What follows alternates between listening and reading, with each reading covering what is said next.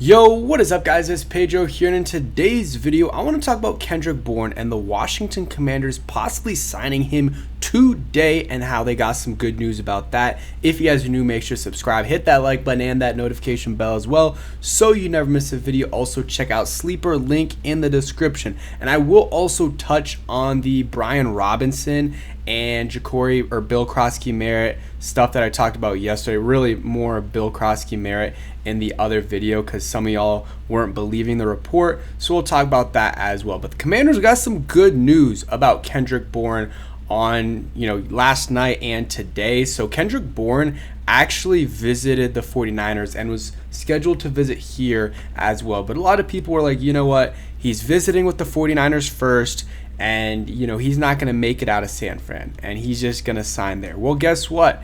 He was, he had that visit yesterday, and today he is visiting with the Washington Commanders and Adam Peters. So he came out of that visit without a deal with the San Francisco 49ers.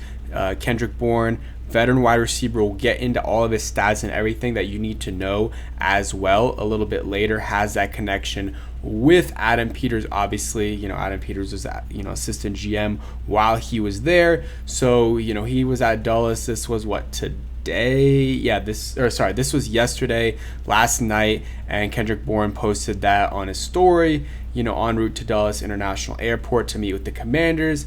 Didn't reach a deal with the 49ers. And this doesn't mean that a deal is guaranteed. It also, could mean a deal happens. Whatever happens later today, if they sign, I'll update the video. If not, I'll change it. But this definitely makes it more likely, the fact that he left San Francisco without a deal and he's coming to Washington to meet. Usually you don't like to be the second meeting and not the first. But in this case, maybe the 49ers didn't, wow him enough, or he's just, looking forward to seeing what the Commanders have to say and, about him possibly, playing there. But it's a two-way street, obviously. He has to work out, he has to look decent, and then they'll sign him if it works out and if he wants to as well. It's a two-way street. And Ben Stanek said Bourne's in town now, that he already has visited with the 49ers and still flew cross country. Seems like a positive sign for the Commanders. We will see. And that's kind of what I said.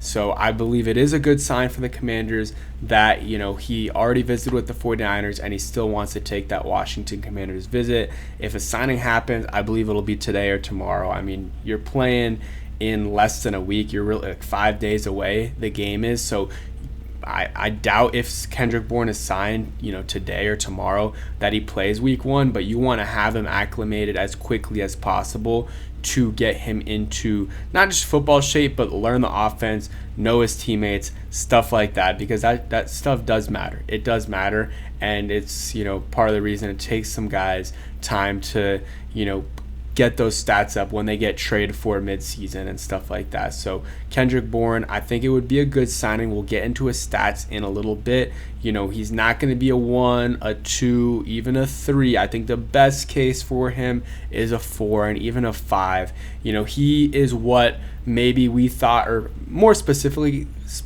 the Commanders thought KJ Osborne would be. That's what I believe. They thought KJ Osborne would be a good 4 or 5, and he ends up not even being a 6.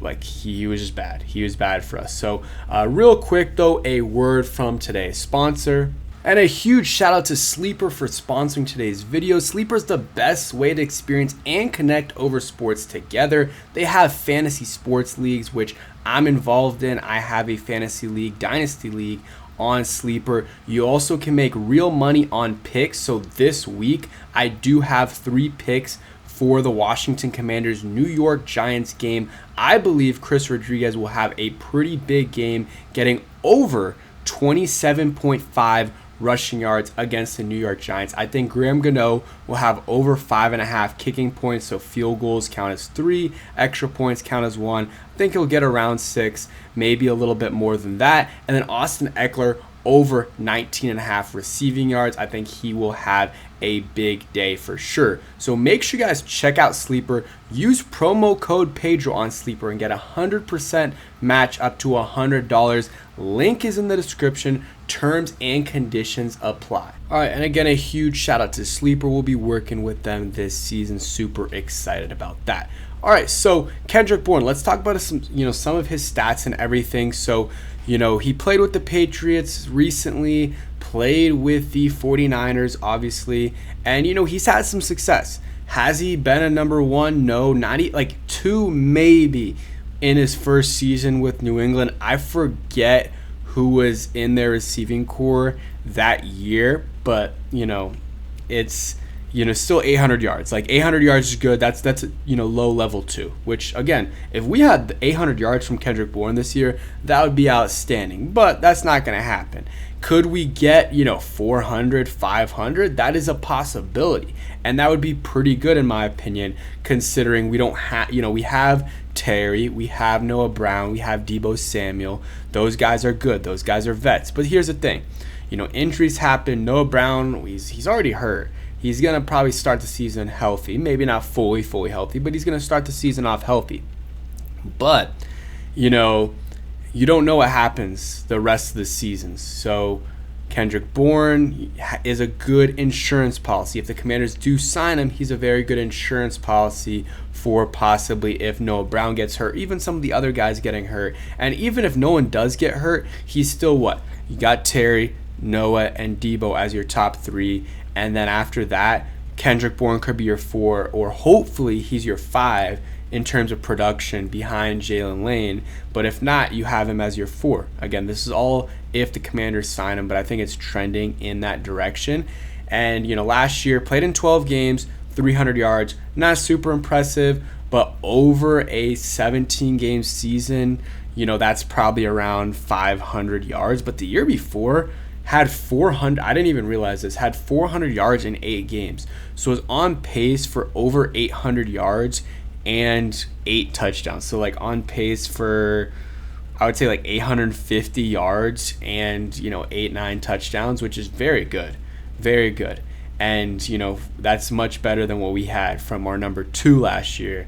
So he could be, again, a good 4 for us, and just having that veteran presence and having, if someone goes down, he's done it before. He's been in the NFL for 8 seasons, played in the NFL for 8 full seasons, a UDFA with the 49ers in 2017 when Adam Peters was there. So I think it does make sense for the Commanders to sign him. Just don't have your expectations super high, because I think some people think Kendrick Bourne's not really good, but he's at like a 2 or a 3. He's not. He's a 4. Maybe, if someone does get hurt, he can step up and be a 3. But for us, he's not going to be that, at least week 1, if the Commanders do sign him. And he actually, I was not hip to this, wasn't used as a rusher at all in San Fran. But with the Patriots in 2021, he not only had 800 receiving yards and 5 touchdowns, but had 125 rushing yards. Very, very interesting there. And it wasn't like it was one big rush. His long was only 18 yards, and he had 12 carries. So average 10 yards a carry, over 10 yards a carry. That's very impressive. So, not necessarily they're going to use him that way, but maybe you could see a carry or 2. But he's a little older for that, so I don't necessarily know if they would, do that. And then in terms of the, Bill Krosky-Merritt thing in the intro, I don't know why I said Brian Robinson, but I think I was thinking about possibly another video I was going to do on B-Rob. But Jacory, I talked about the possibility of him being inactive, and people were saying, oh, I'm making up a report, or this isn't what's going to happen. I was just going off of what John Keim mentioned on his podcast a week or 2 ago, saying that don't be surprised if he's inactive due to us having 4 capable running backs that could start. That's all I was saying. I was going off of his report. Was I agreeing with, the report? And that by the way, that's not his, he's not saying the Commanders should do that. He's just talking about that's a possibility. I don't agree with that in terms of the Commanders should do that. No, I think Bill should be active. And if that means having 4 running backs, active, then so be it. Go ahead and figure something out. But again, that report is out there. It's true in terms of what Keim said. And it does make sense if you think about it, at least the dilemma that they have, because if they keep 4 running backs active, they have to move some other guys around and, at other positions and maybe be thin there. So just you guys some people didn't even watch the video and they're just commenting right away. So I still think Bill should be active, but that's also part of the reason why I hit Chris Rodriguez, over 27.5 yards, because I think he will have a big workload week 1.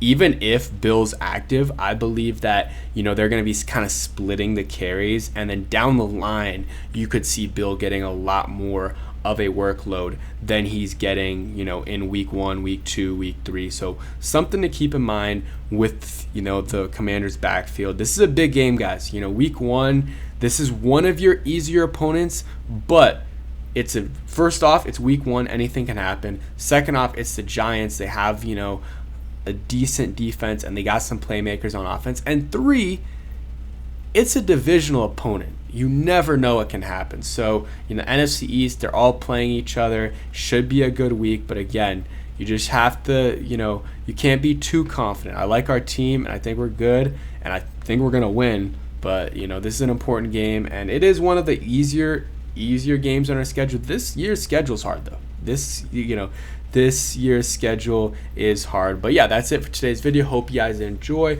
Check out Sleeper, link in the description.